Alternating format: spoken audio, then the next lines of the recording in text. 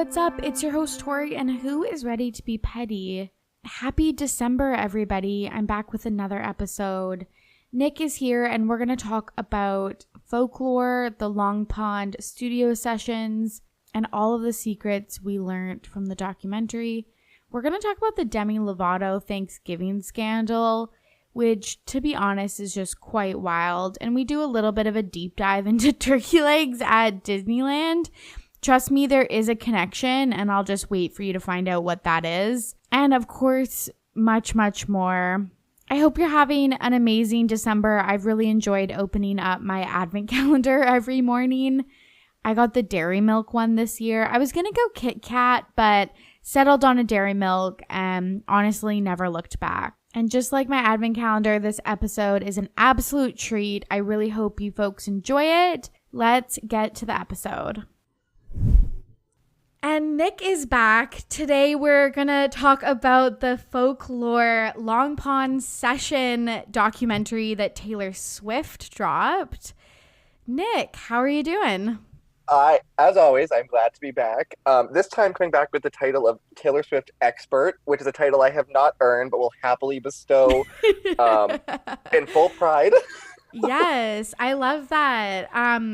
I think that's really cool. I thought it was only right to invite you back to talk about this documentary as we did a deep dive into the album, which feels like, again, yesterday, but it was like in August. We did a deep dive into the album and then a deep dive into cheese, and we're back.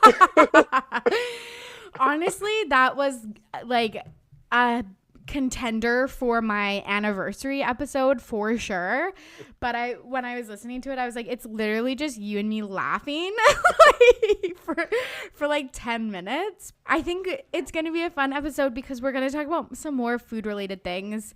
We're going to talk first about Taylor Swift, and then we're going to talk about Demi Lovato's Thanksgiving turkey blender and then the live action Grinch. And since you are all dying to know, we're also going to do a little bit of a key update because Nick is here and everyone is dying to know what's going on with the keys. I don't know if you're all actually dying to know, but you should be. Yes, I'm very, very excited. First off, like, how are you doing, Nick? Like, how is school going? How's your life going? So school is going crazily. And I feel like that's just life. For me, at this point in time, there is no difference between like work-life balance. Like, life is a mess, work is a mess, right? It's the same damn thing. Like, if work is a mess, like, I don't think any job can, but like as a teacher, like you don't just pack that shit up and like go home. So, I'm not thriving, but dealing with the mess that is to come. Canada too, the United States is also ratcheting back up in COVID numbers, and I have completely hit the like COVID wall, and like I hate it. I hate being that person that's like, no, friends, I'm not gonna go hang out with you because I'm like, I fucking want to. But yeah, I've hit the wall. I don't have like a significant other or anything that I can like hunker down and like hibernate with, or as Dolly Parton and Michael Bublé say and Cuddle Up Cozy Down Christmas, their new song, to do that Obsessed. with. So it's just like consistently being like, I want to hang out with people, but I know there shouldn't. And it's just like, I'm like over it, and I hate having to make like the right choice like every fucking time. I'm sick of it. But yeah, I'm glad to be back here. This is honestly like the best use of Zoom that I have used is doing these podcasts with Tori, because I'm always excited to open up Zoom rather than like dreading it. I know. As a person that's on Zoom like every day, all day, I completely agree. Yeah, and I think we were like, okay, yeah, like let's reconvene on the pod like in the new year. Yeah, and I was not expecting to be back this soon, and then Taylor Swift came out of nowhere and said, my random number 13 is back again to strike, and here's stuff for you.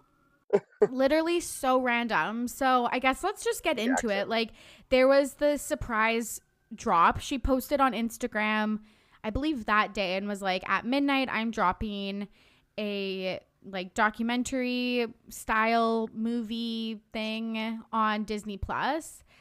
Were you as shocked as I was? So I think that she had been forecasting something for the past few weeks, right? A lot of people were like, "Oh my God, she has bangs! Like it's red! Like she had talked about, a 10-minute version of All Too Well she had recorded." And a lot of people were like, "Okay, so she's re-recording her masters because it's November and now she's legally allowed to do that. So like something is coming." And I think a lot of people were like, "Red is a All Too Well is a fan favorite. We've had these clues. People were reading into her hair because the Swifties do that." And they were expecting something. And I think the date that she dropped this was like the 24th, so like just about a week ago, maybe. Yeah. And she was like, big announcement because like 24 minus 11, because the 11th month is 13. And here we are.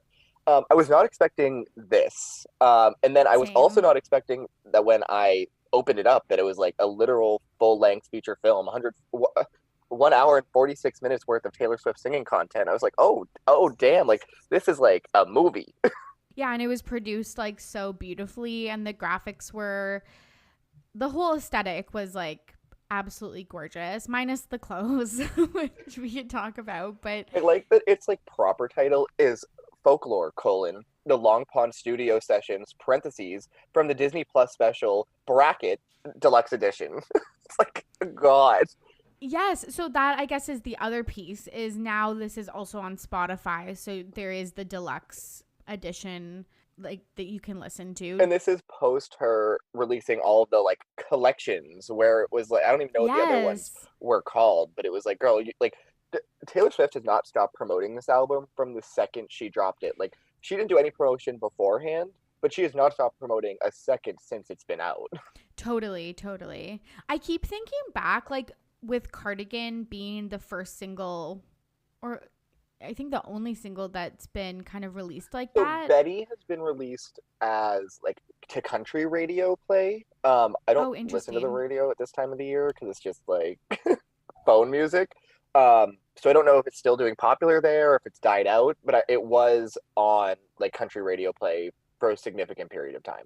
Right. I always just wonder, like, was that just because of the easy, like, merch tie-in? It just seems still so random to me. The Cardigan has also not aged well at all. No. Um, the Cardigan song, I feel like has like and we'll talk about it. Like I just like the bridge in Cardigan, so I think that itself has had some like longevity for it. But I really feel like she put it out. She's like, "Here's Cardigan," and she talks about this in the documentary, which I don't want to get too into right now. But she's like, "Hey, yeah, album people. So I made this thing, and I'm nervous because there's no like lead single or standout like bop." Yes. And I'm like, Taylor Swift, do you know your name? Like, come on. Yes. Like, come on. You could release like the alphabet soup book and your people would say, yeah, put it out there. Okay, did you find that as weird as I did? Obviously you did, because you just explained that to me. But like, that was so weird when she was like, I was so worried what my record label was going to say. I'm like, you have had like a 10 plus long career, or like a 15-year career. I think it was just 10 years since Red came out. Like, it's been 15 plus years. I think people respect and trust you that you can do literally whatever you want and still be just as successful and like lucrative. Because that brings me to something I wanted to talk about. She had the Miss Americana documentary on Netflix, and that was like her coming out as like a Democrat and stuff. And like, I just wanted to ask you, like, what did you think was the purpose of this one? Because that one like had a very clear message. So like, what do you think was the message of Long Ponds? So looking back at Miss Americana for a second, I have still not watched that. I had made plans with my friend to like watch it. We were gonna watch it together because we were supposed to go to Loverpuss together. So it's like, oh, let's watch it like together. And then we had made plans for it like sometime in March, even though it had been out for 2 months at that point. And then obviously we couldn't because the world shut down. So I still haven't watched it. But you're right. It was very clearly like being like, we need to use our voice as I don't know, famous people or as like educated famous people, however she wanted to brand it. Yeah, yeah. And be like, you need to be an active participant in stirring up more active people in such an important year like 2020. This one to me is she didn't advertise it beforehand, so you need to Mm-hmm. continue to advertise it into the Christmas season so people buy it and buy stuff.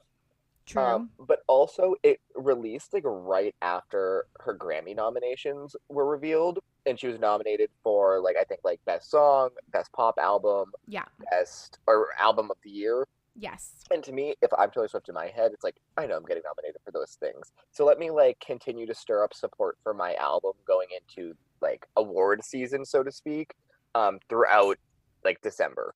But I think that's what it was, a combination of those things.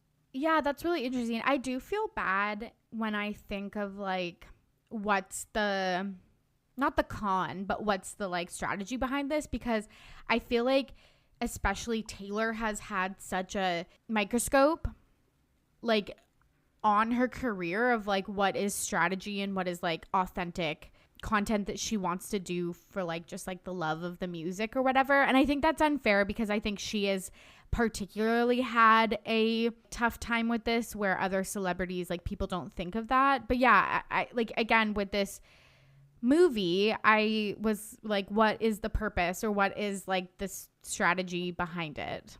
Well, it's like she's not in a position where she can like she should be in a position where she can do what like she wants and there shouldn't be question for it. Like she should be able to release this album and her record deal shouldn't have had to like blink twice about it. Like it has her name attached to it. People are going to eat it up, and honestly, it's probably going to be pretty good. And she even like kind of has gotten flack, I believe, in the past for being like a humble person, and people are like, "That's fake." And there's always like some type of strategy behind whatever you're doing. Like you're very calculated, and I don't think calculated is a negative thing, but think it gets like pressed upon her as a negative thing. And she has the ability to be like on different streaming services like Netflix or Disney Plus, and like here she is, like let me put this out to hype myself up, hype my music out, and get some dough. Yeah, why do you think she chose Disney Plus instead of going with Netflix again? I think that Disney Plus probably offered her More just more money? money. Yeah. um, that's all that I can really think of. Yeah. I think that she understands like her mark. It's very similar to like when Beyonce tried the Title thing when she put out Lemonade, the visual album on Title, and it literally was there for like 2 years before, or maybe 3 years before it moved over to Spotify. Right. And it's like she knows that she has the power to get people to subscribe to any of these different accounts, and if she's already done it for Netflix, Disney Plus might pay higher, and next time maybe Amazon Prime or Hulu will pay higher or whatever it is. Right. Which takes me Yeah. to Tori. Did you get Disney Plus for this? Yeah.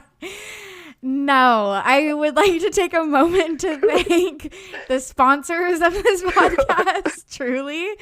I borrowed our mutual friend Jeff's Disney Plus account, which I think also is just funny because his password is, oh no, I can't.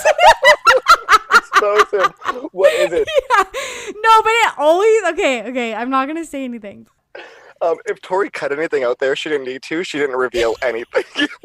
I would also like to thank our mutual friend, Jen, who saw me trying to leech off of other people's Disney Plus accounts and came to my PMs and was like, I have that, right? And I was like, perfect. And I was like, I can offer up my Amazon Prime account or my CBS All Access account or my Apple TV account. So I was really hustling.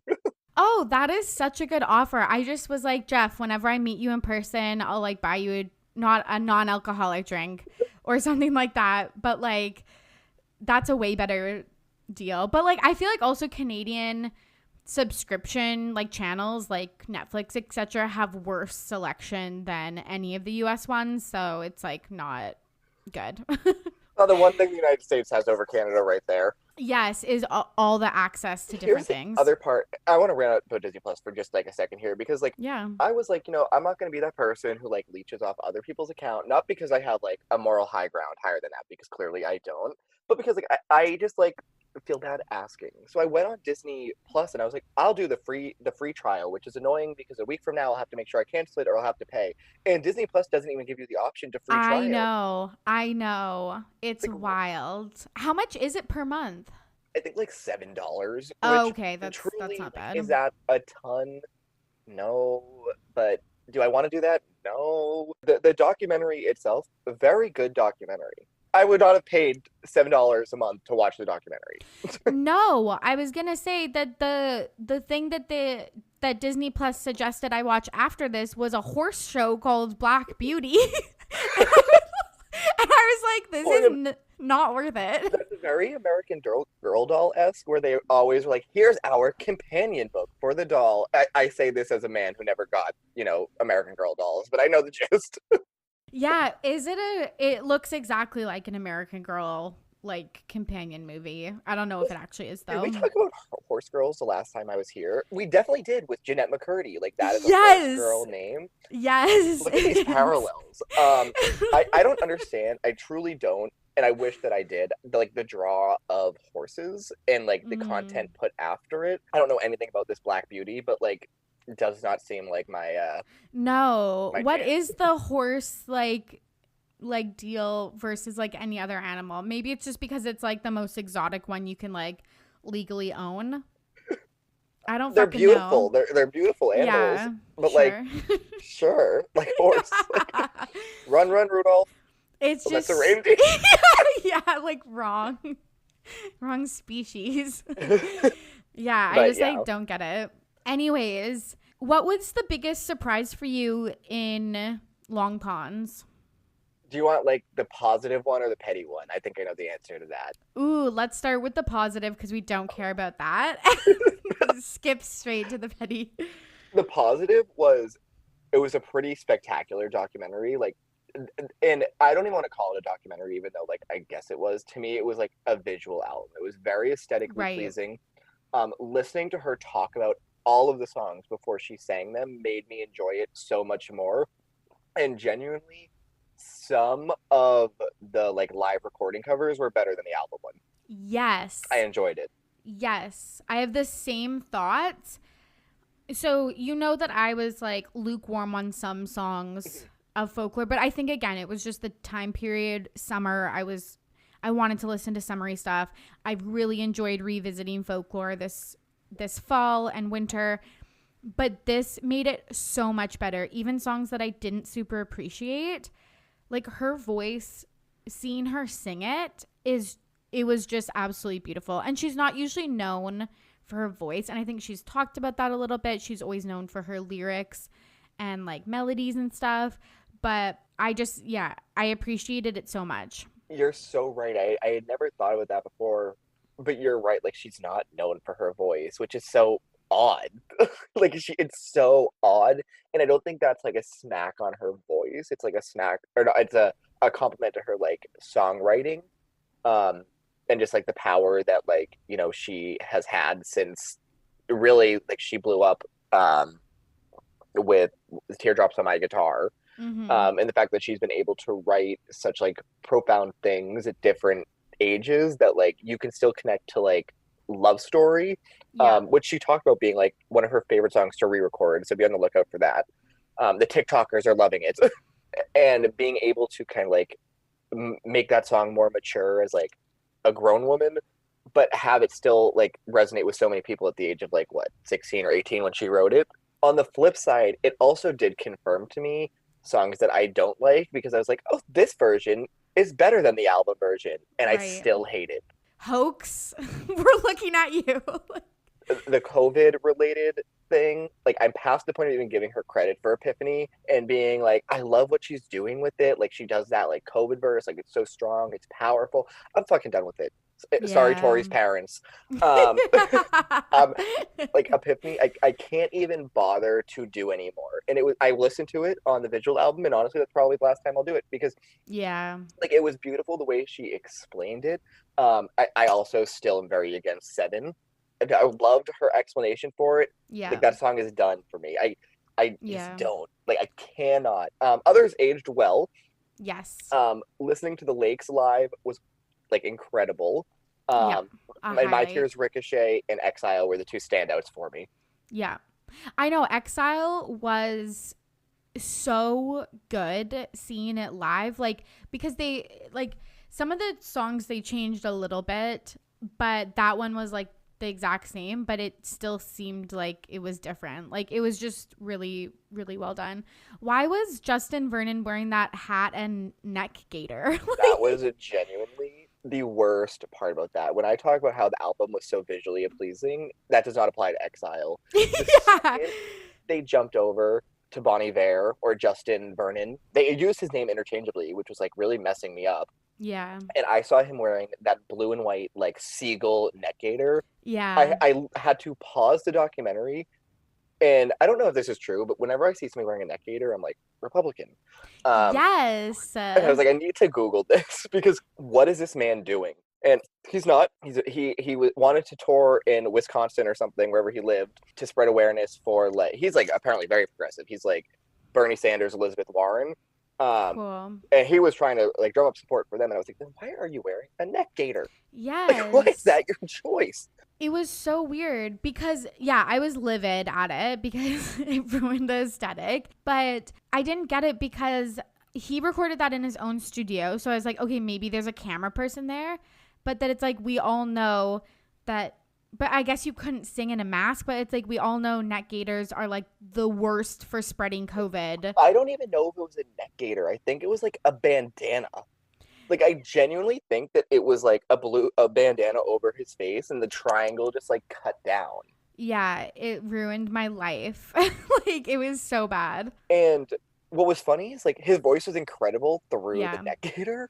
Yes. It was so out of place because Taylor Swift is with a camera person. At least one was there. I don't know if there was more than one, but I know for a fact one person had to be there. Right. And then the two irrelevants, I forget what their names are. They Jack were great in and the documentary, Aaron. but you were just filler for me.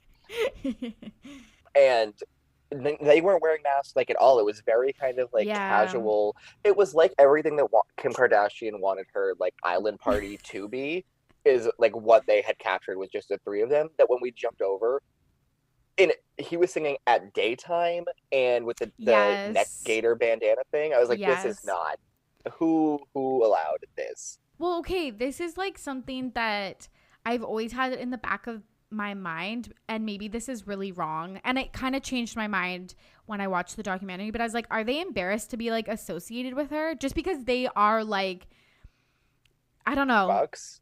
Yeah, like they're just would be like, you know, like real, like quote unquote here's real what it music. Was, and I was thinking about this, and I don't want this to come off as rude, but it probably will.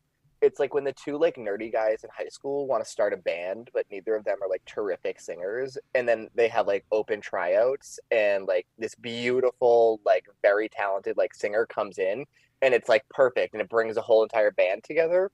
That's what it felt like. It felt like, you know, the three like musicians practicing in their garage.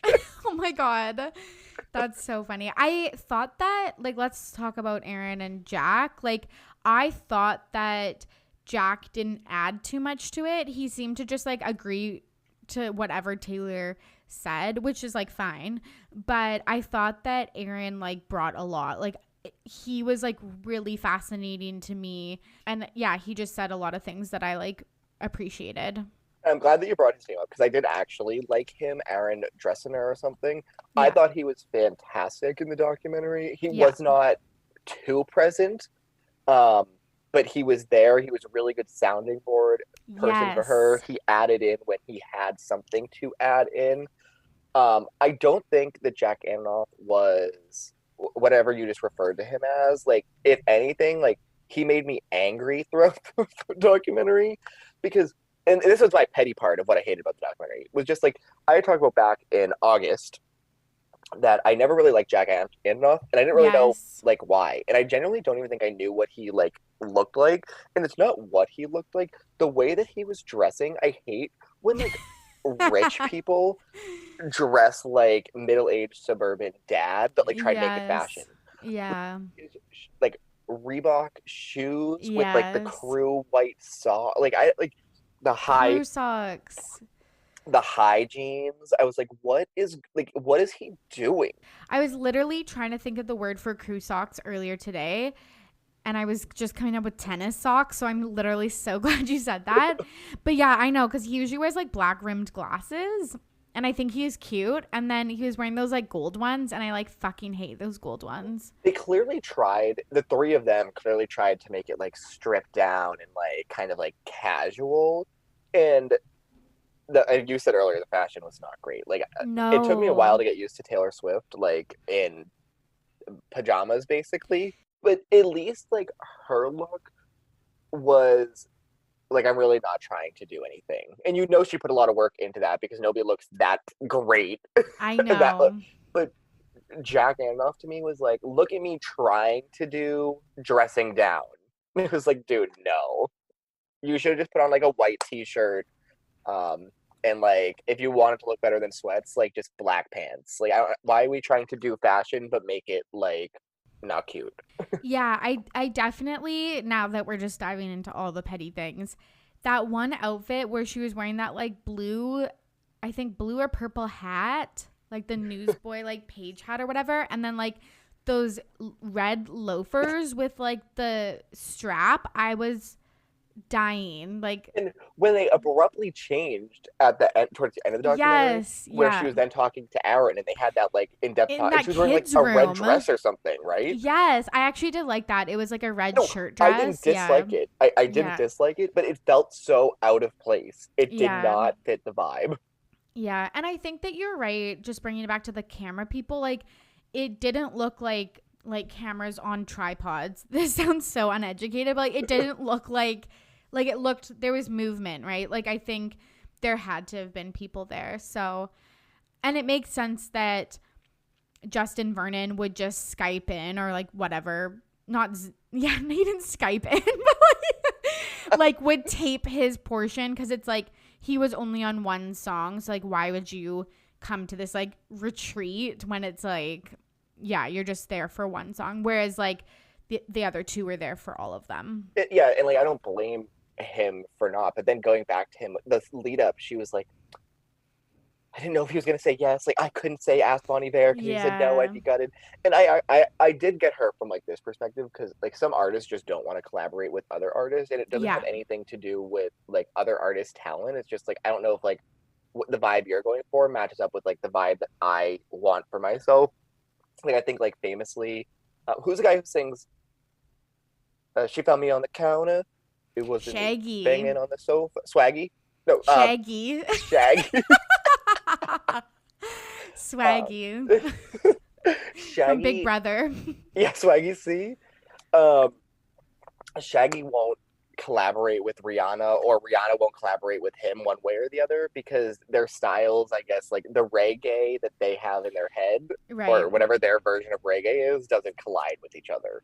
Shaggy, you should be so fucking honored to like be in the same fucking sentence as Rihanna. Like, get over your fucking self. Like, honestly. But I was like, Taylor Swift, Yeah. give me a break. Like Yeah. the vibe that you're going for with this album is like his vibe.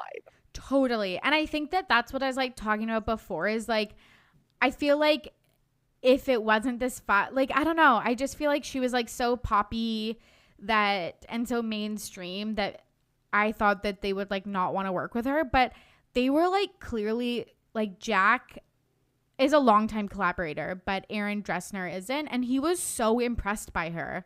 Yeah. Like when he was like, I sent her a guitar, I sent her this melody, I sent her these few lyrics or whatever, and then she added this and added that.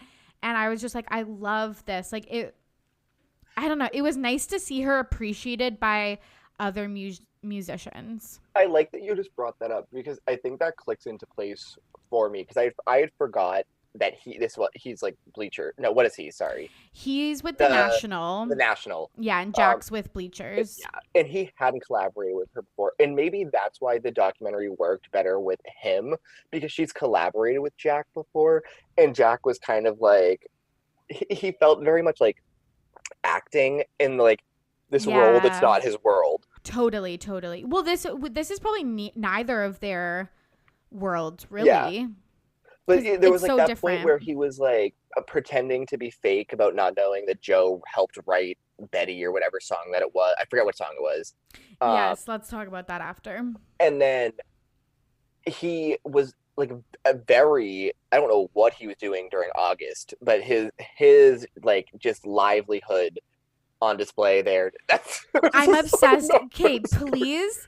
please, somebody listening to this podcast who can make like a GIF from, please GIF Jack ripping on the guitar in August and send it to me. It was, Just his like face yeah, expressions too he's were like, like oh really my like God. His you're doing leg is too like up much. on the piano bench or whatever. I was obsessed with that moment. That was my highlight. Like, And he tweeted, he was like, I really like to play August. And I saw that before I watched the documentary and I was like, dude, cool. Uh, and I think this really is one of those things where it's like, I don't like this person, so everything this person does now just like makes me annoyed. But I was right. like, you little show stealer, get off my screen. Because Aaron Dressner, or I feel bad that you don't know how to pronounce the last name. He was so cash during everything. Yes, yes, yeah. He I never think tried to overpower her. he really listened to what she said and added stuff when he wanted to, but didn't just like talk for no reason. It was, I don't know, it was just really nice. I really, really like him. But you're right that it was revealed that Joe Alwyn, Taylor's current longtime boyfriend, is William Bowery, who collaborated on Betty and fucking Exile. Oh, Exile was the song there. Yes. Yes. Okay, so what do you think of that? Like, it just makes me annoyed that people like are this talented that it's like, oh, he can be like a famous actor, but then like also is like playing piano and writing lyrics enough for someone like Taylor Swift to be like, oh, that's good. So there was a few things to hear that jumped out at me. First is like going by the name William Bowery. Like this isn't the first time that didn't Taylor Swift do that thing earlier this year? Time Yes. doesn't exist anymore. When she Yes. released like that, I think it was like something in the Dolphins or whatever, like a remix of "Look What You Made Me Do" that they played for like Killing Eve, and then it was Yes. promptly like the Swifties came out, the real Taylor Swift experts like came out and were like, "That's a fake stage name. Like they don't have any other music. It was Taylor Swift." Re-recording that turned out to be like Taylor Swift's brother or something who was like the lead singer. Austin. I can't say that I was shocked by this Joe Alwyn William Bowery. First of all, Taylor, his name is Joe. Do you need to pick a more boring name than that? You went with William. And second, like imagine how that conversation goes where Taylor's like, "Hey, I really kind of want to like write this thing together." Like the pressure, like I would have been like, "Absolutely not." Like, I know. no. I know. I like how she said like, obviously this would be different for us, like if we want to kind of foray into like you working with me on this song like as a professional endeavor, like we can try it. If we hate it, we can stop. I just think that it's like, why does she give him a pseudonym, which honestly in my head I always say persuade him. I just want to say, why does she give him a pseudonym and then share it like almost immediately? Like I think that is the type of stuff that Taylor Swift does, that it's like I'm obsessed with her, but it's like there's those little things that I'm like, like I want to root for you, but this is annoying. Like that's annoying. What would your pseudonym be? Oh, that's a good question. That's like a really on the spot question. So think about it and we'll come back to that. Yes, okay, I think like when I used to, now I have it. But yeah, like Wow. well, okay, just when I took French in high school, we had to pick names, and literally our teacher would only call us by our French names. Sorry, I love that this happens in America too. So I love that, and you're like West Coast American, I'm East Coast, or you're West Coast Yeah. Canada, and I'm I East was like, Coast United what? States. And the fact that this like what is it? What is this language class has compared across all this space is incredible to me. I know, but it was so fun. And like literally, I remember I had like this one teacher in like French 9 and then never had her again. I had this other teacher, and I'd be walking down the hallway in my like fucking senior year, grade 12, and then I hear that French teacher being like, no, bonjour, Veronique. And it's like, that's me. And like you, like students in the class would respond to it like it was, yeah, like their real name. I took Spanish and I was Francisco, but like when we picked, like we committed. So I picked Same. Francisco in 7th grade and I Yeah. was Francisco in 11th grade. I love that. But like I remember it was like not even an easy decision. Like I remember we got a textbook and in the back of the textbook it had this long list of names, French names. It was like you have a few days to pick the one that you want. Like it wasn't even, it was like don't make a snap decision. Like this is your name. Like Yeah, it's like if you got named like Child X coming out of the womb and then you were 4 and it had to be like, okay, name yourself. Too much pressure. yeah. It was amazing. But yeah, so my French name was like Veronique. And then when I was in Spain visiting my friend who was doing like a semester away there, she called herself Valentina and I called myself Merche, which is like a nickname for Mercedes. So it would be something like that, something along those lines. Nice. I like going with that route. You're really trying to live like the Emily in Paris dream with the French name. Yeah, 100%. 100%. I think that mine would probably be like initials of like something like so I'm like Nicholas Alexander. I'm named Oh, after that's good to like know. the last 2 Russian czars. Oh my God. Oh my God. It was that intentional? That's a great question. I was intentionally named after a name that nobody else on either side of my family had because my dad wanted me to be original. Oh my goodness. I like I that. was almost named.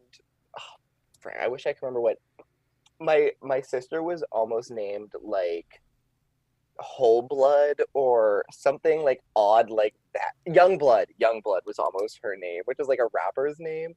Um, Just wait. if she was a boy, that's what my dad wanted to name her. Is And that she's a just wait? girl. Just wait. You're skimming past that like it's fucking nothing. What? Like, like young dash blood. Like not like Just see. Again, you're just like, like I get the concept, but like, hello. I definitely my name was definitely discussed as like Maximilian, not like Max, like Mm-hmm. Maximilian, like after Yeah. Robespierre, the French, you know that. Uh, Yeah. Yes. so I think like whether my dad was conscious or not, like my dad's a history guy, that he was consciously thinking of like historical people, and that's what he arrived to with my name. But yeah, my sister, whose name is Emily, um, if she was a boy, a name up for contention was Youngblood, and you would know that the mothers were all like drugged up after giving birth. Yeah. So like the dads are the ones who really like put that name on the certificate. So That is who knows what fucking would have happened? that is so brutal. Mine was like Brandon or something like that. Like it was like it was not or Brendan or something like that if I was a boy. So nothing too crazy. Maybe I would give, I retract what I was going to say. My pseudonym would be Youngblood. Oh my God, but in French, which I don't even know what that would be because I don't remember any of my French. Okay, also I want to just say that I call you Nicholas John Drinkwater like in other chats and stuff, like when I'm reading for you in Game Masters and stuff. So it's just funny that now I actually know what your middle name is. The allure. This is like a Yeah. champ's name reveal, but mine. Yes, I can tell you on the DL afterwards. Oh, it's the exclusive tea. I love it. Yes, yes. That's what you get for being a guest and a listener of the podcast. The only other thing that I want to talk about regards to Taylor Swift folklore, we'll wrap up the long con Yes, thing, yes. was her facial expressions in Mad Woman and how she's like it was like the first time the entire thing that while she's singing it, you're like, oh, she is into this. Like she is singing about somebody. Totally. And then the same with the lakes when she like actually looks directly into camera. Like I had full body chills. I wish she was talking with women or like I on a song like Mad Woman, like you kind of just wish her collaborators were women. I don't know if that's too picky, and obviously we need men as allies, but I don't know. And I think that Erin did a really good job of listening, but just when she's talking about gaslighting, like being gaslit and like just all of these struggles that are such a daily struggle for women. It's just like, I don't know. I just wish that it was like, I don't know, talked about with a woman. It would just be easier to discuss, but like we also need allies. So I get it, but I don't know. I just wish she happened to collaborate with women on this one. And I think Aaron was a good choice for that conversation because he was adding to the conversation but he really let her kind of like paint the picture, and he would go in with kind of like a more fine-tooth like brush and kind of like just like make it kind of more well-rounded.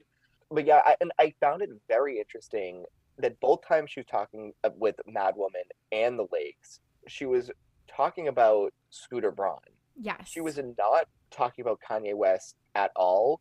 And No. you know that there's like they allude to both Kanye West in the Lakes. Yep. Sorry, in the Lakes with the red rose and nobody was around to tweet it. Yep. That's a dig at Kanye. In Mad Woman, when they say women like hunting witches too, that's a dig at Kim. Kim. And then in Peace, on the official lyrics, when she says clowns to the west, the W is capitalized. So, Yes, that's directly at him. like, you know that they are intertwined in this album at certain points, and they don't even come up in the documentary, which I'm like, I love that she doesn't even give them like the airtime, I but I love it. also wish like she had like dragged that through the mud too. Me too. Me too. Yeah, I think like one other thing, actually, I want to say two more things about this and then let's move on. I thought that it was really interesting how she talked about she's using different lyrical devices, like telling other people's stories, but it reflects her personal stories, because she was saying like, all my other albums I needed to be so literal about it being about my life. Like I decided to use different things. Like it still worked and was still like vulnerable for me. And then I really liked that it's like, since it's not as direct about what the meaning is, it really shows the appreciation for this album is on the merit of the good music, not just like, because I think a lot of times some of the album's hype was like finding those Easter eggs about like the tabloidy boyfriend stuff. And this was just like all about the music and stuff like that. And I really appreciate that. I agree. I feel like not Taylor Swift's first album, but her second, third, and fourth album, there was so much focus on, and we still do it now, but there was so much focus on that as who is this song about that she dated? Who is this song about that she dated? Who is this song? And she might have like four different guys like wrapped up into like one album that she's writing songs about. And if you think of her like biggest songs, I think Blank Space is the number one that I think of, and that is such kind of like a picture of like her kind of dealing with the narrative people have created around her. Yeah. You think Shake It Off, which is her and her relationship with like the haters or whatever it is. Same thing if you think like Mean. And the other like ballad type ones, like All Too Well, you think like Jake Gyllenhaal. Yeah. So there's so much of like her talking about her life in the other albums, which is something I think I consciously knew but hadn't thought of like prior to this album. Whereas like in this album, I remember people being done and people being like, Taylor Swift and Joe had to have broken up, right? Because you just assume that it's her narrative. And there Yes. definitely are parts of it that are with like the last Great American Dynasty. Yes. Peace specifically, I think, is the other big one. But the songs aren't necessarily like her stories, even if there's parts of her in them. Exactly. And I think I needed her explanations of some of these lyrics and stuff for me to appreciate some of these songs. For example, Peace, that was the last thing I want to say about this, is like, I think in our deep dive, I was like, I don't really like it because I don't relate to it because I'm not like a celebrity, and that's what she's talking about. But when Aaron Dresner was talking about like, for me, it's like my depression, that like clicked in for me so much about just like feeling like that is such a burden for people, and that because this is the way that I am, like it's going to be difficult like being with me and stuff. Like that was just so nice. So I think that that was one of the songs that like really, really changed for me. And I think that was something that you brought up in our deep dive. Like it can just be what you think like of yourself or like your flaws or whatever that you can project onto people, but just the way that he spoke about it, and two people collaborating on a song that have completely different meanings through the same words, I just think was like so beautiful. So I really appreciated that part. And I love Peace. Like Peace has been not my favorite, but has been one of my favorites. Like every time, like sometimes I like skip forward to like listening to it. or I'll just like pick it out because I think that it's such a beautifully written song, and I think that her voice on it is really good, and uh, it was just kind of like strengthened for me through their conversation before. But I like that you talked about like understanding it as not her story, but folklore for everybody, whatever that means to anybody. Because I think that it did resonate with a lot of people in that conversation from Aaron's point of view. Totally. Yeah. I really appreciated that. So it was good. I'm really happy that I watched it. You're right. It was like long. I couldn't believe that I it was like literally a could not full believe it was so feature. long. And Me I was like, I don't know neither. what I was expecting because like it was like a full length album, but the album itself was like an hour. And to be honest, they flew through the first half of the documentary. Like they were Yeah. like, yeah, the one, let's barely talk about it. Cardigan, barely talk about it. I Like they didn't know. even start talking about stuff until like This Is Me Trying, and that's the other song that I was like, I felt like such like a shitty person listening to them talk about it and be like, yeah, you're right. And then like thinking myself and being like, I sometimes like you have to put yourself first, as selfish as that is. Like you shouldn't feel bad about being like selfish. Um, and thinking about like other people in your life who also are like dealing with shit, and you can't always like be there for them because you have to be there for yourself first, or you'll just drive yourself insane, or you won't be useful to anybody if you're not useful to yourself. Which I don't know if I love that mantra, but I feel like that's something that's like stuck with me, whether that's like good logical thinking or bad logical thinking. And I'm like, I agree with like everything that they're saying, and it makes me want to be like a better person for those people. But it's also like I have to try like for myself first. No, I think that like I don't think that's like a bad viewpoint to have. I think like you don't have to be perfectly healed or perfectly like evolved to like I don't know, be in a relationship or anything, but I do agree that like you can't give people things if you're not like putting yourself first and like and making sure that you are like full and so and like I don't know, fulfilled and stuff. I think sonically too, from like just like a song perspective, it was one of the most different songs Right. sung live than it was pre-recorded because there was no background to it Yes, yeah. in terms of the vocals. Yes. So that stood out to me too. Yeah, totally. Yeah. And I wish they did talk about the one more. Yeah, They did skip over and that's like my favorite song. So, that one still holds up. Yep.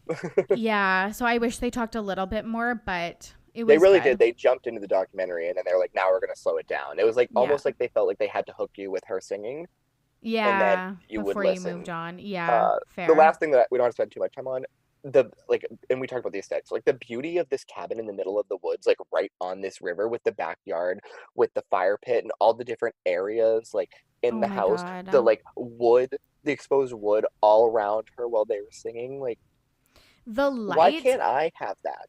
literally, I was thinking the exact same thing. It was so beautiful. I'm like people should get married there. It just looked perfect. And why did the night look so nice there? Like the color of the sky and stuff? And what time do you think they recorded this? Like, it had to have been past midnight, and you could see her neighbor's house on when they went on the Yeah. drone thing, like right there. Like Yeah. somebody's sleeping like Right there. 500 feet from where you're recording this entire album. Like, I'm Yeah. jealous. And I wish I had this as like a COVID retreat. Same. The whole time I was thinking like fuck my life. like I'm like this is the exact type of stuff that I would like to do. Like rent out an Airbnb that obviously doesn't look like that, but maybe looks similar and like hang out with friends and stuff. I'm like I can't do that at all. Ugh. So, Yeah, especially for like, the holidays that are coming up that you're like, totally. damn, I want like, to be able to do something, but I can't. Totally. Glad we got to chat about that. Another thing that has been weighing on my mind for like ever is Demi Lovato's turkey story that happened this Thanksgiving. Do you want to explain what happened, Nick? So, if you've not seen the picture, just Google Demi Lovato turkey. Don't pause us because we don't want you to forget to come back. Yeah, But go pull literally. up the picture, and it's like a side by side of like this animal shelter. Um, is holding it's a picture of Demi Lovato holding this like beautiful like white turkey. It's an Instagram post, and they're basically saying like 99% of turkeys that are killed on Thanksgiving are like factory farms. Like come together, like don't kill turkeys on Thanksgiving. Like help the turkeys. But that's like the gist of Help the basically what's going on in turkeys. this post. It's very like support vegetarian lifestyle or just not factory farms. And why did that turkey look so Instagram aesthetic?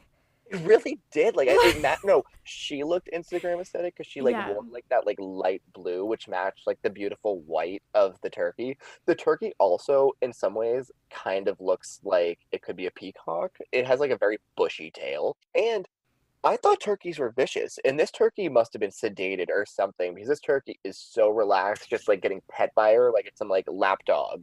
Literally. But not other than like fucking 12 hours later.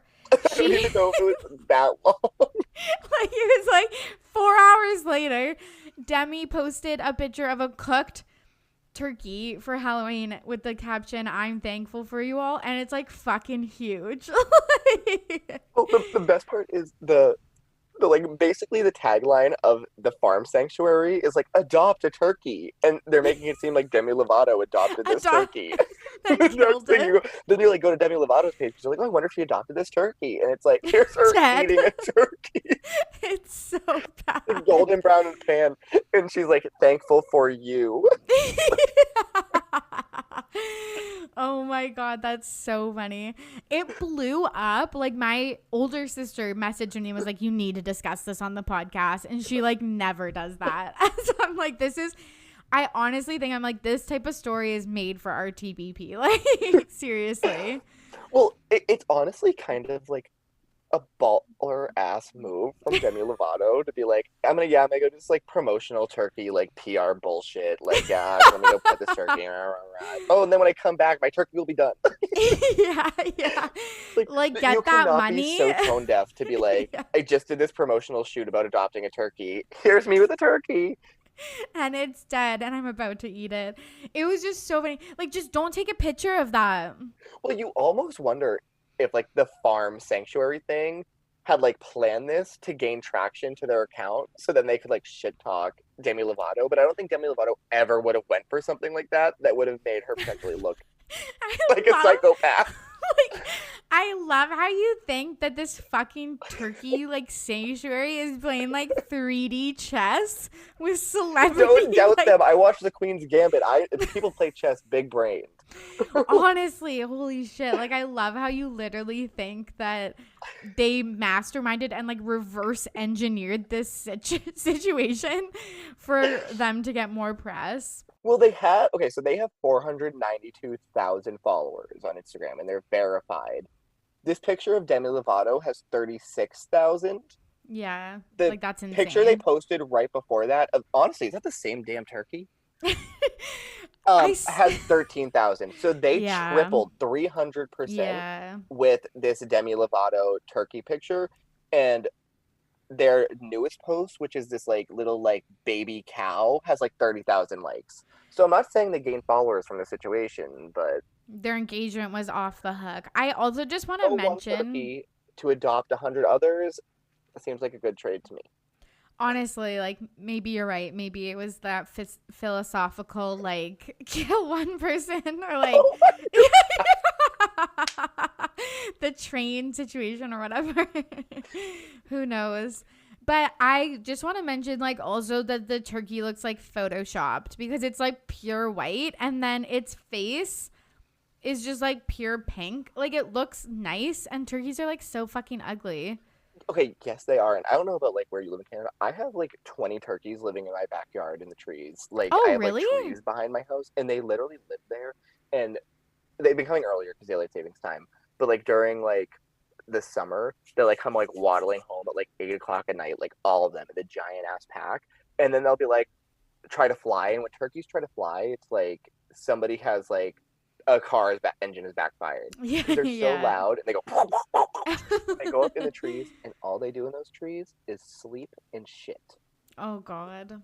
So yes, this turkey looks like immaculate. Must be like like rich person's turkey home or something. Totally.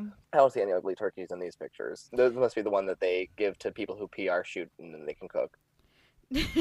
Totally. Yeah, I don't think I've ever seen a turkey in the wild, but I was like, all the turkeys I've seen do not look like this one. This one is an Instagram turkey. Mm-hmm. Yeah, it's an influencer.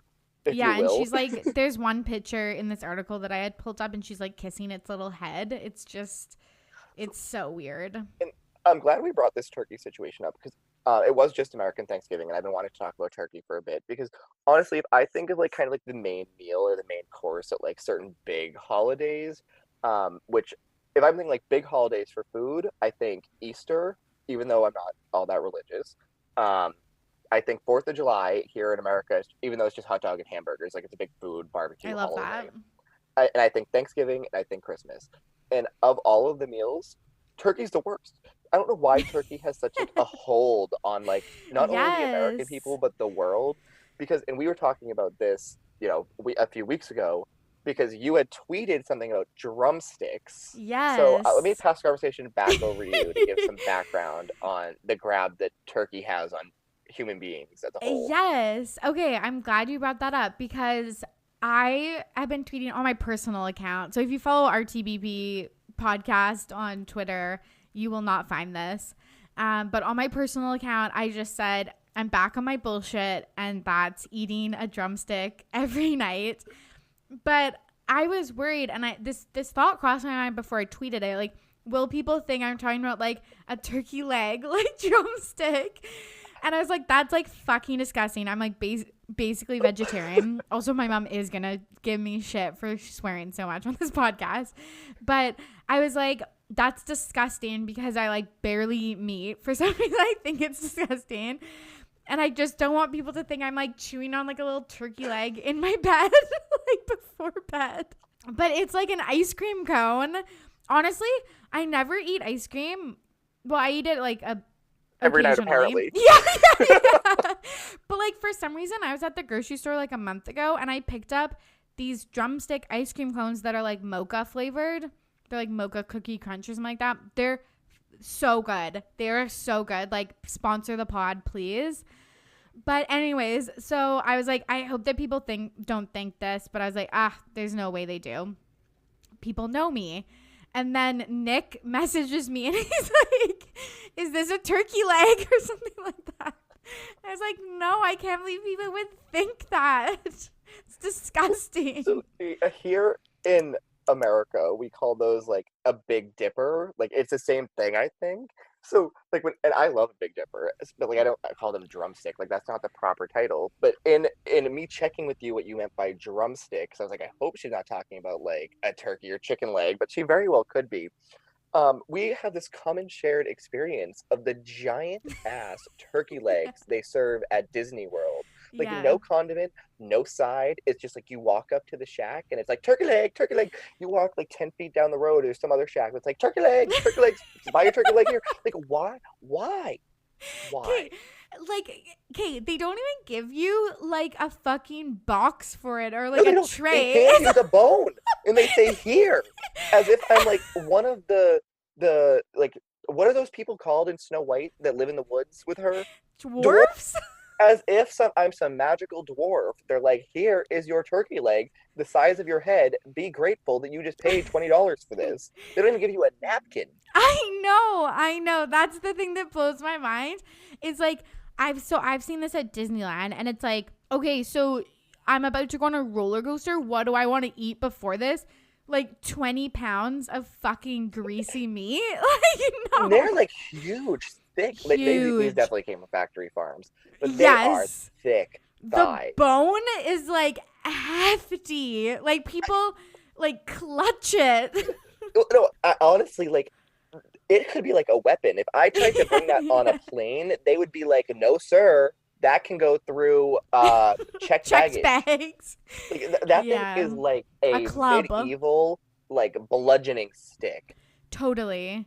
It reminds me of when you said that to me. I'm like, no, I'm not at fucking medieval times. Yes, medieval times. Yeah. Eating a turkey like, yeah, leg. here's your mutton chop. Cheer on your horse. Like, go blue horse, and the blue horse dies, and you're like, well, here's me and my chicken leg on this plate with my like dirty sink water. Yeah, like drinking out of like a fucking stein. Like, it's disgusting. Okay, if I think of like, oh, what's a time that I'd like to eat? It's like not medieval cuisine. Like that's disgusting. Like, oh, I want to eat, yeah, like fucking roast turkey and like other animals. Like, no. Right. What is the biggest complaint people have about turkey? It's dry. It is dry. Why do you know what? I just cracked the code again. I feel like every time I come on the show, I'm like a conspiracy theorist. I bet you that Disney World sells turkey legs because they're like expensive as shit. They only give you the leg. And the second you start eating that turkey, what do you want? A drink. A drink. So then they And capitalize on it and they make you go to the drink station and buy the $10 like bottle of Aquafina because they don't even have quality water. Yeah, I actually like honestly believe that. It just doesn't also have any tie-in to like anything because all of their other food is like Disney branded or like Dole Whip at the Tiki Bar. Like all of that makes sense, but then it's just like random turkey leg things. I had gone to Disneyland when I was like 10, but I don't think I remembered that. And then I went last year, and that was like my biggest takeaway. So I had never been to Disney World until I turned 18. The summer that I graduated high school, me and some friends road trip down to her aunt's place in Tampa, and then we went like to and from like Disney basically because it was close enough. It was like an hour, and for term people don't know Florida geography. We don't. So I had never been there as a kid. All of my other friends had been there as a kid, like Disney resorts, and I was like, yeah, my parents didn't do that shit with my sister and I. So we got there, and everybody was having the time of their life, and my sister and I were like, what is going on in this world where there are there are children crying everywhere? I was like, this is the happiest place on earth, and you're crying. Your parent paid like $1,000 for you to cry all day. Here's a turkey leg to make you feel better. Yes, and turkey leg stations everywhere. Yes. Everywhere. Yeah. I was like, damn. And I was like, I thought this was like a southern thing, so like I hadn't thought twice of it until you had just brought it up at Disneyland, which is in California, and I was like, who are they serving in California that wants a turkey leg? No. Nobody in California eats meat. No, it is just so weird. Like, maybe I should Google like history of the turkey leg at Disneyland. Like, honestly, because it just, I guess it's by the castle, which I guess could be medieval-y. Like, I don't know. No, because Cinderella's castle is not medieval-y because they're trying to purposely be like, here's this like rich family and here's this poor girl. But even the poor girl isn't like Merida from Brave. One of the things I'll never get over, and you're totally right, I feel like that meme with the red string every time I'm talking on this podcast, just because it's something I'm so passionate about, and then people are going to be like, you're literally talking about turkey legs. Well, here you go. But it is. And whoever goes to Disney World next or Disneyland, first of all, props to you for risking your life for capitalism. Yeah, yeah. Second, honestly, check out the amount of times you either hear somebody say turkey leg, because it's not just the workers who are yelling turkey leg. Like, there are families that look forward to the turkey leg, and the amount of signs or places that serve a singular turkey leg.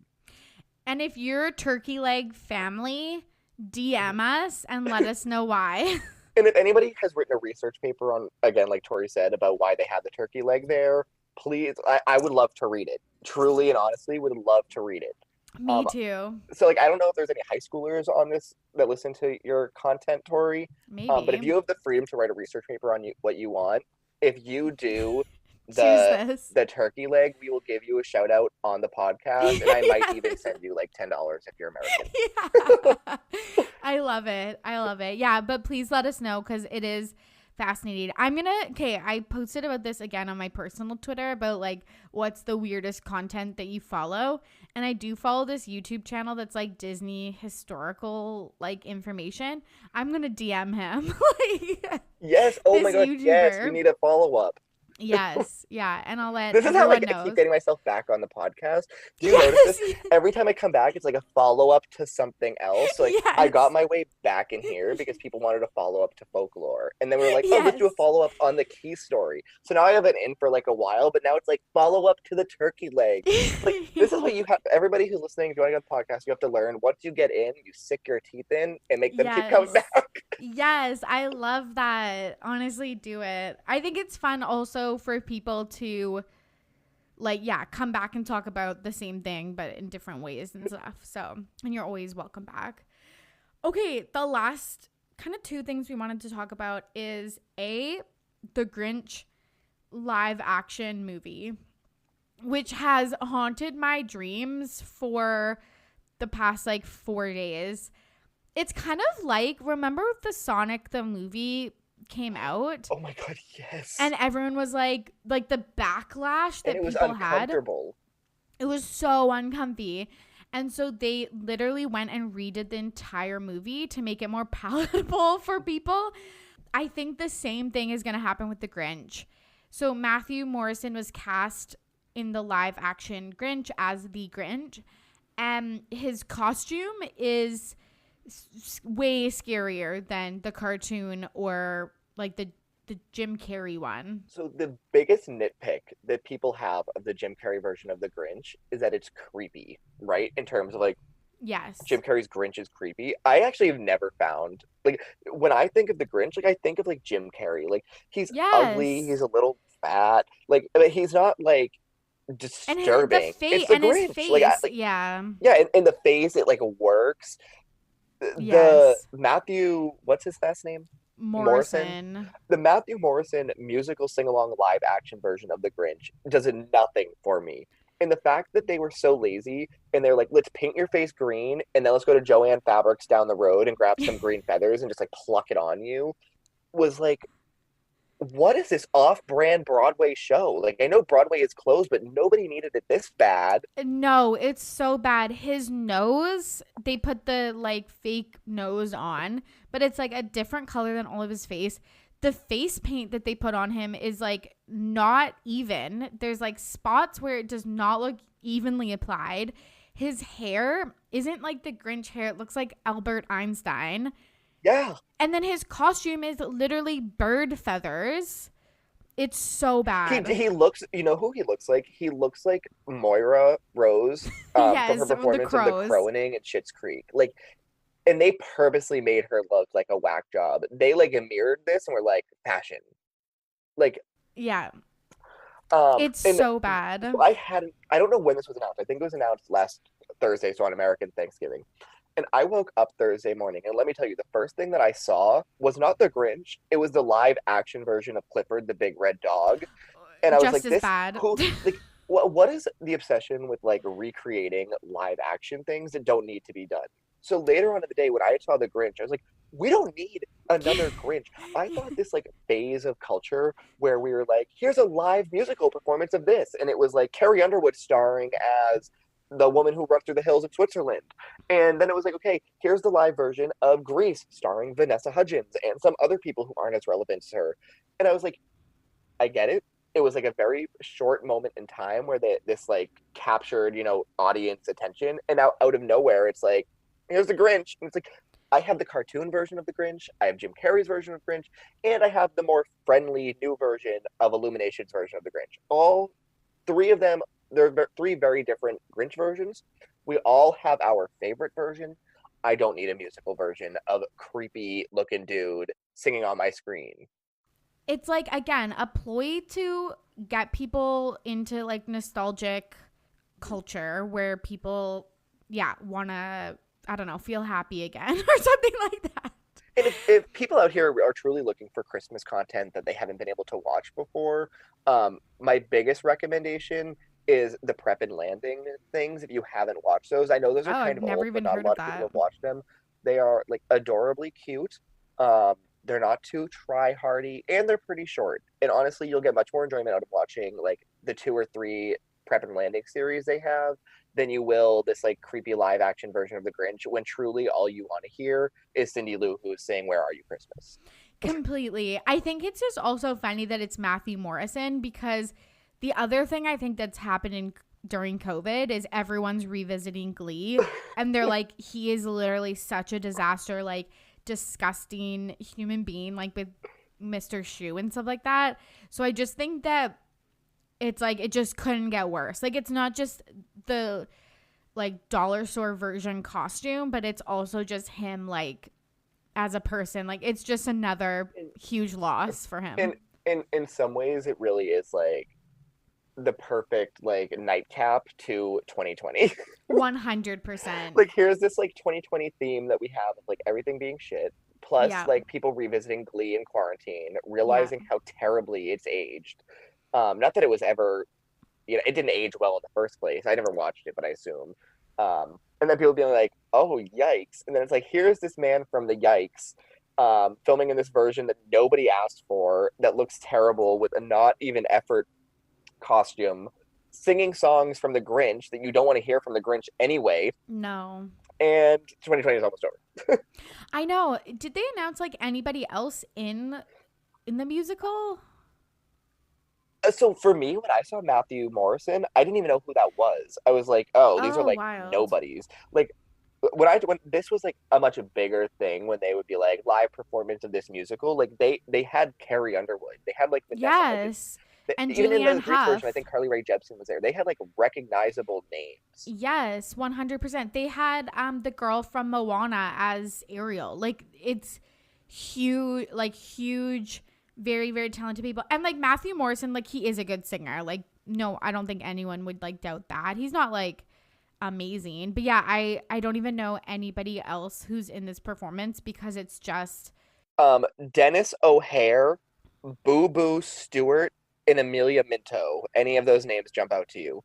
wasn't Boo Boo Stewart in Twilight? I also didn't watch Twilight. Um, Oh my it's gosh. directed by Julia Knoll. I don't know who any of these people are. I I've truly never. don't. Okay, yeah, Boo Boo. Okay, Boo Boo Stewart is in Twilight, The Descendants, and also in my new favorite TV show, Julie and the Phantoms. Wow. Yes, so like honestly, I stan. Are on our like, hands. but like no one else I know. Yeah, like it's really like, can we stop trying to repeat things that have already been done well? Yeah, yeah. Like, really, just Unless just you're adding to something, play the it's Grinch. Just put the totally, Grinch on TV. People will tune in. totally.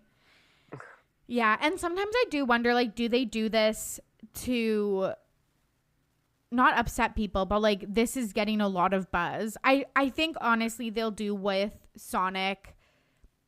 They'll do what they did with Sonic and redo the costume.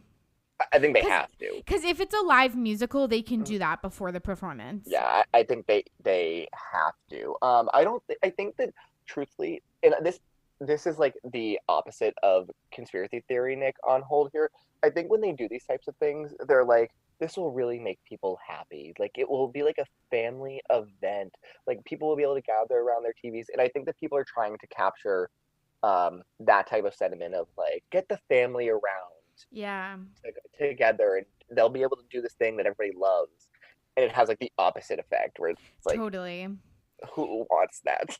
You're probably right cuz like I watched with my family the Grease one, and like if I was with my family during like the Ariel one and stuff, I probably would have done the same thing. So I guess that's a good thing. But yeah, it's just also classic 2020. Like wouldn't have it any other way. It's just funny when they try to do stuff like this and they're like so far off the mark you can't even see the mark.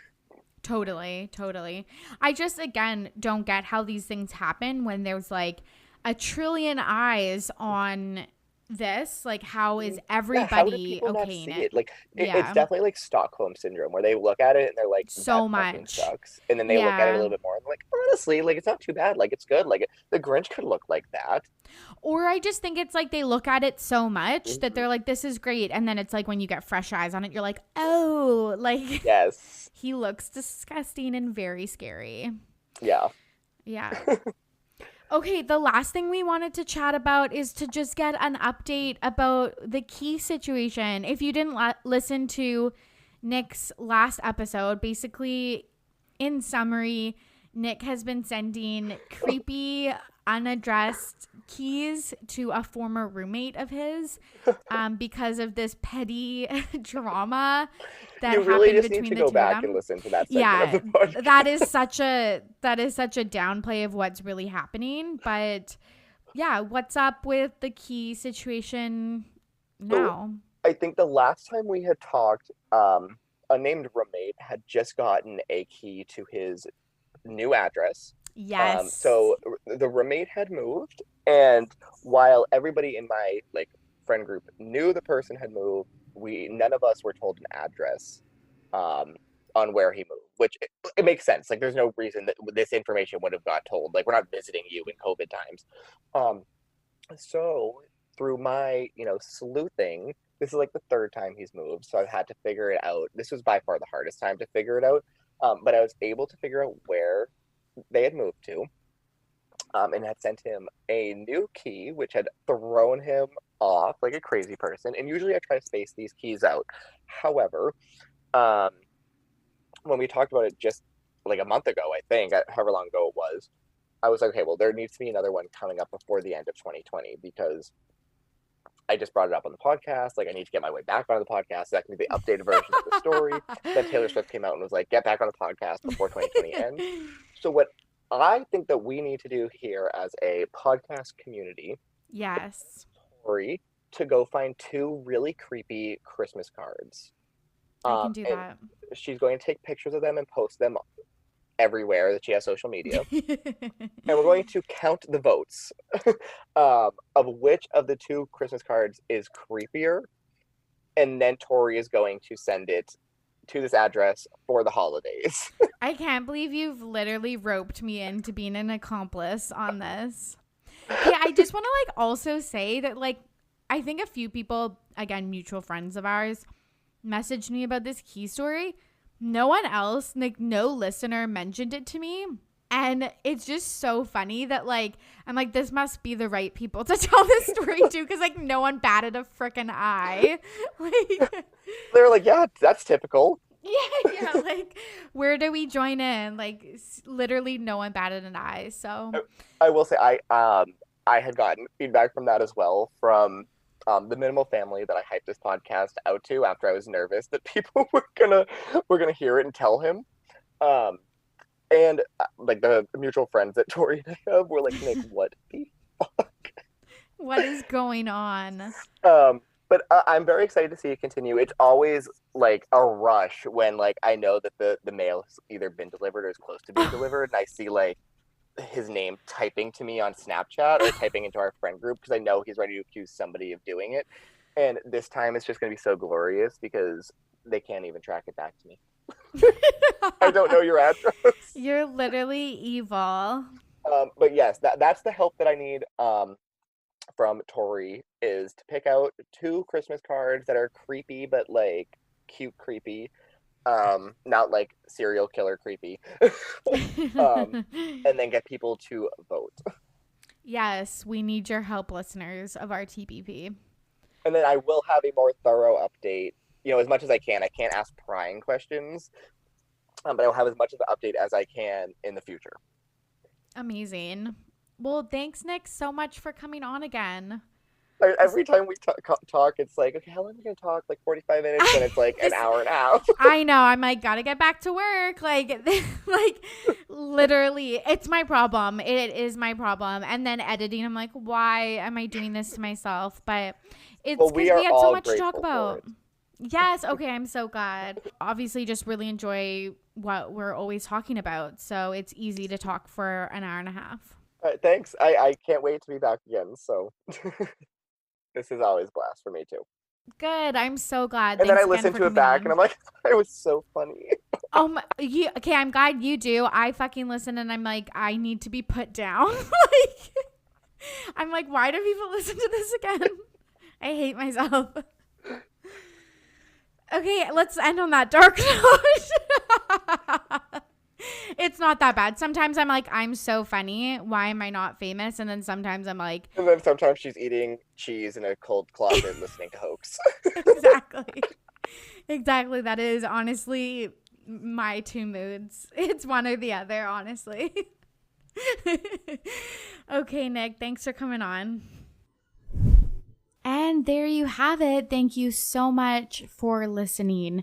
Stay tuned for another episode coming out this weekend. Elena from the Girl We Gotta Talk podcast joins me and we talk about a lot of really fun things. If you enjoyed this episode, head on over to Apple Podcasts and leave RTBP a 5-star rating, and review, and follow along with all of the shenanigans on Instagram, Twitter, and Facebook at RTBP Podcast. If there's anything you would ever want me to cover on the podcast, just DM me and let me know. I love talking to listeners and hearing your ideas for the podcast. I hope that you are all safe and well out there. As always, I'm your host, Tori, and I am ready to be petty. See you soon. Bye.